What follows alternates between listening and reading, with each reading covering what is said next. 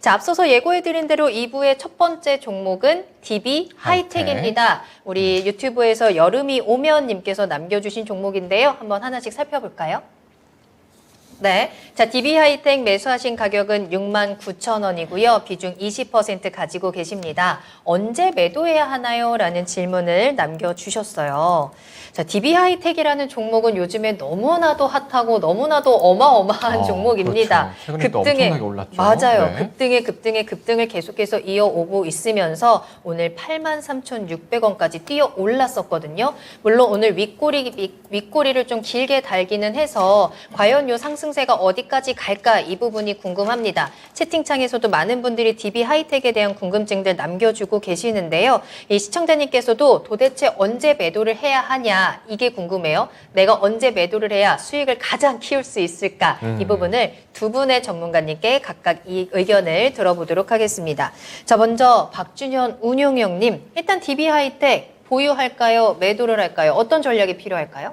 네, 일단 매도 의견이죠, 이제. 매도예요? 예. 직전 고점 근처에서 매도. 오늘 시장 오늘 매도했어야 되는 건데. 그래요? 아쉬운데 매도해야 될 것 같습니다. 좋습니다. 그럼 거기에 대해서 조금 더 자세한 설명 들어보도록 하겠고요. 김민준 전문가님의 의견은 어떠세요? 네, 전략 매도죠. 전략 전략 매도예요? 매도요? 네, 전략 매도고. 저는 이 종목 추천해 본 적이 있습니다. 네, 추천을 그때 해봐드렸는데 뭐 뒤에 좀 궁금하신 내용을 말씀드리도록 하고 오늘 파셨어야죠. 아, 그래요? 오늘의 그런 그 파셨어야 타이밍을 늦으셨어요, 지금.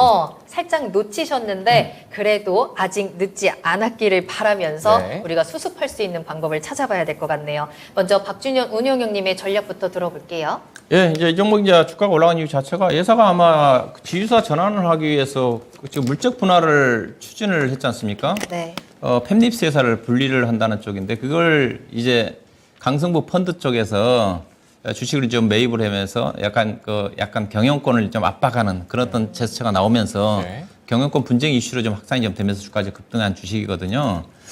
근데 이제 경영권 결국 이제 주가의 가장 큰 호재 자체가 경영권 분쟁인데 그럴 가능성은 있어요. 왜냐하면 DB 하이텍의 지분 구조가 엄청 취약합니다.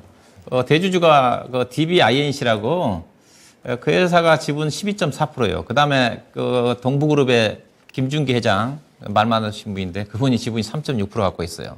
그러니까 다른 여타 총 합쳐서 보니까 약 17%밖에 안 돼요. 최대 지주와 관련된 특수관계인 지분 자체가 네. 그러니까 상당히 적죠. 근데 이 회사가 벌써 알짜지 않습니까?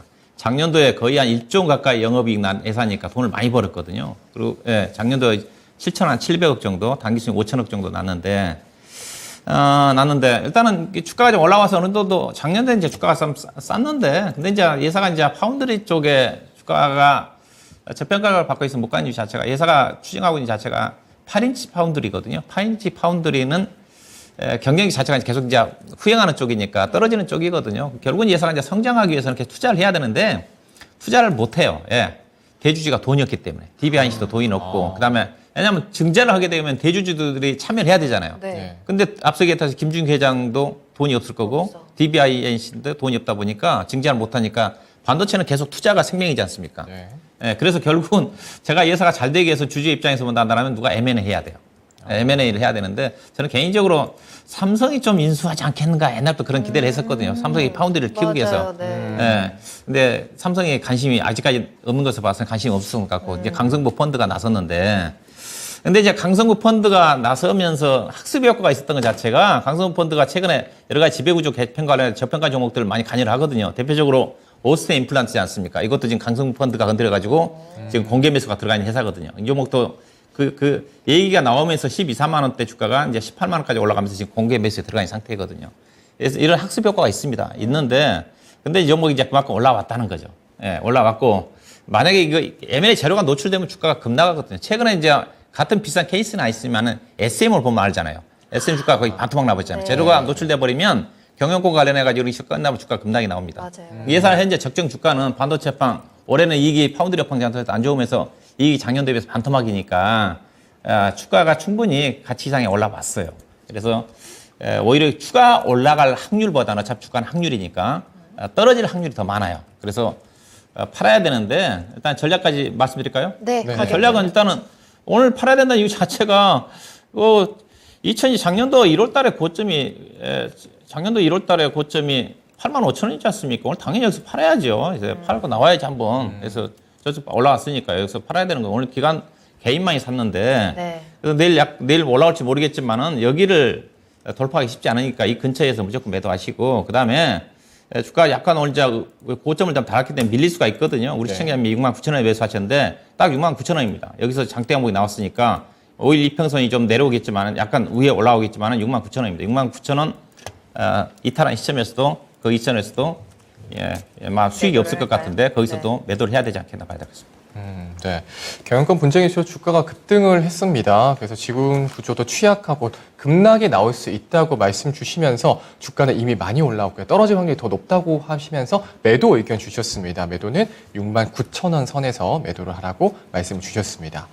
자, 그러면 두 번째로 김민주 전문가님, 내일 시초가 매도라고 말씀해 주셨는데 또 덧붙여 주실 말씀이 또 있을까요? 저는 좀 다른 해석입니다. 영역권 분쟁으로 DB하이텍을 추천했던 건 아니고 네. 저 말씀도 맞습니다. 그런데 저는 어떻게 봤냐면 이번에 DB하이텍이 그 내용을 말했던 거는 완전히 예상을 빗나가는 거였어요. 그러니까 기본적으로 저 돈이 없으니까 물적 분할해가지고 IPO 상장을 해가지고 돈을 좀 만들지 않겠느냐. 저는 이렇게 생각을 했거든요. 네. 물적 분할 이슈가 나왔지 않습니까? 네. 가칭으로 팹리스 회사를 떼어내겠다.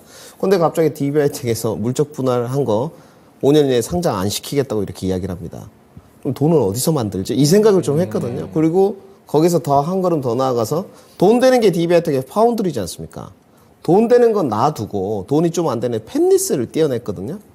주주들이 봤을 때는 어떻습니까? 돈 되는 건 놔두고 돈은 안 되는 걸 떼어냈어. 근데 이거 상장도 안 시켜? 그런데 갑자기 DB하이텍에서 주주 배당 10% 하겠다는 이야기를 합니다. 지금. 이거 당연히 매수세가 몰릴 수밖에 없죠. 네. 지금 돈 안 되는 거 떼어냈고 거기다가 상장도 안 시키겠다. 그리고 연말 주주 환원책으로 이제 배당 10% 가까이 하겠다. 호재성 이슈가 있었어요. 그런데 네. 여러분들 이걸 아셔야 됩니다. 반도체가 주가들이 올랐던 종목들이 있었습니다. 신고가 갱신된 게 HPSP, 한미반도체, ISC 이렇게 신고가 갱신했거든요. 세 종목이. 그러니까 아예 전고점을 완벽하게 갱신했어요. 이 세 종목을 제외하고 나서는 주가들이 올라오고 이 세 종목도 마찬가지고 실적들이 1분기 다 안 좋습니다. 지금. DB하이텍도 안 좋아요. 근데 이 종목들을 보시게 되면 향후의 실적이 좋아지는 쪽이에요. 그러니까 올해 1분기가 안 좋더라도 전년 동기 기준으로 1분기가 더 안 좋겠죠. 2분기도 마찬가지고. 근데 향후에 좋아지는 쪽인데 DB하이텍은 향후에 좋아지는 쪽이 아닙니다. 그러니까 내년에도 별로고요. 실적이 좋았던 시점으로 돌아가지 않아요. 그러니까 여기는 8인치만 하고 있는데 대구경 쪽이고요, 거의가. 그러니까 저도 삼성전자에서 인수를 해가면 좋을 것 같은데 거의 관심이 없는 것 같아요. 아예 오히려 삼성전자 첨단공정, 선단공정으로 가겠다는 쪽이고 가격 전략을 좀 제시해드리면 그러니까 DB하이텍은 앞으로도 좋아질 게 별로 없다. 이 호재성 이슈들이 모두 다 반영된 것이다. 이렇게 보면 되겠고 기댈 거는 실적인데 실적도 안 좋으니까 기댈 게 없고요. 내일 75,000원이 무너지게 되면 이 종목은 7만 원까지 다이렉트로 내려갑니다. 그래서 내일 75,000원이 만약에 무너진다 이러면 바로 파셔야 되고요. 저는 내일 무너질 공산이 크다고 보는 쪽입니다. 반도체들을 지금 오늘도 제가 공개방송하면서 이야기를 했는데 과연 실적이 나왔을 때 반도체 주가들이 갈까요? 가지 않겠죠. 여러분들 당연한 겁니다. 그렇죠. 예, 그러면 내가 저점 매수를 해가지고 좀 더 가져가겠다는 전략 내지는 매매 포인트를 할 때 실적을 보면서 반등 트리거를 봐야 되겠죠. 어차피 올해 반도체 실적들은 다 안 좋아요. 향후에 더 좋아질 수 있을 것이냐. 얘가 최저 바닥이냐. 이 인식론이 있는 쪽. 근데 DB하이텍은 그렇지 않다. 그래서 저는 내일 시초가 매도 의견 드리도록 하겠습니다. 네, 자 김민준 전문가님의 DB하이텍에 대한 전략을 좀 들어봤고요. 전략 매도입니다. 내일장에서 부지런하게 좀 대응 전략을 세워보셔야 될 것 같아요. 자, 그럼 두 분의 전략을 다시 한번 정리해 드리자면 두 분 모두 오늘 팔았어야 한다라는 데는 의견이 같았습니다만 세부적인 전략이나 해석은 약간의 차이가 있었어요. 일단 박준현 운용령님께서는 목표가 85,000원 그리고 손절가 7만 원 오늘 이제 매수가 근처에서는 바로 빠져나오는 전략을 체크해 드렸고요. 김민준 전문가님께서도 역시나 내일 바로 팔자 내일 좀 하락할 가능성이 많다라는 점을 짚어주셨습니다. 시청자님 잘 참고하셔서 내일 손실 더 키우지 않는 선에서 빠르게 대응해 보시길 바라겠습니다.